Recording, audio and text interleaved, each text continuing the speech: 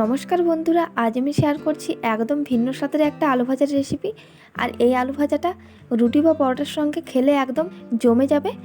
আর বানানোও খুবই সহজ, মাত্র কয়েকটি উপকরণ দিয়েই খুবই সহজভাবে এটা বানিয়ে নেওয়া যায়। তো রেসিপিটা আপনারা দেখতে থাকুন। আমি এই আলু ভাজাটি কীভাবে বানাই আশা করছি আপনাদের ভালো লাগবে। রেসিপিটি করার জন্য এখানে আমি একটা কড়াই নিয়ে নিয়েছি, আর কড়াইটা এখন ভালোভাবে গরম করে নিয়েছি।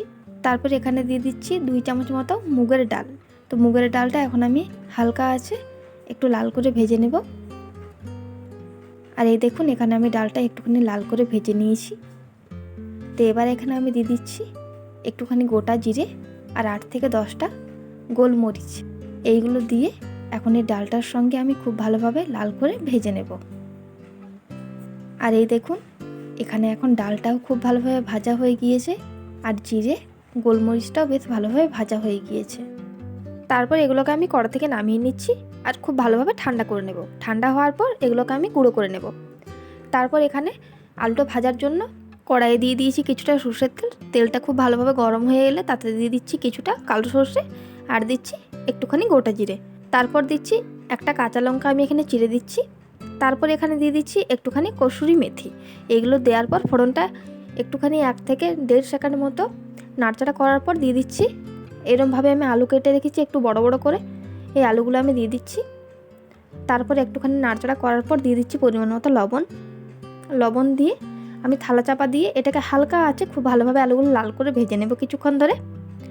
আর এই দেখুন, এখানে প্রায় আমি 6 থেকে 7 মিনিট হালকা আছে আলুগুলো খুব ভালোভাবে ভেজে নিয়েছি। তারপর এখানে আমি দিয়ে দিচ্ছি কালারের জন্য একটুখানি লঙ্কার গুঁড়ো আর একটুখানি হলুদের গুঁড়ো।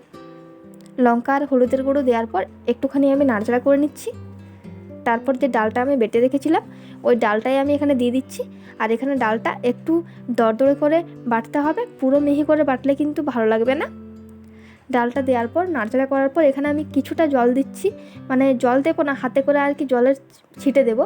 2-1 বার জলের ছিটে দিয়ে দিচ্ছি। তারপর থালা চাপা দিয়ে আবারও এটাকে আমি 2 থেকে 3 মিনিট হালকা আঁচে রেখে দিচ্ছি। তার মধ্যেই কিন্তু ডালটা খুব ভালোভাবে ফুলে উঠবে। 2 থেকে 3 মিনিট রাখার পর এই দেখুন, এখানে আমার আলু ভাজাটা এখন রেডি হয়ে গিয়েছে। তো এটা আমি একটা এখন বাটিতে তুলে নিচ্ছি। এখনই আলু ভাজাটা পরিবেশন করার জন্য একদম রেডি। আর রুটি বা পরোটার সঙ্গে এই আলু ভাজাটা তো অসাধারণ লাগে খেতে।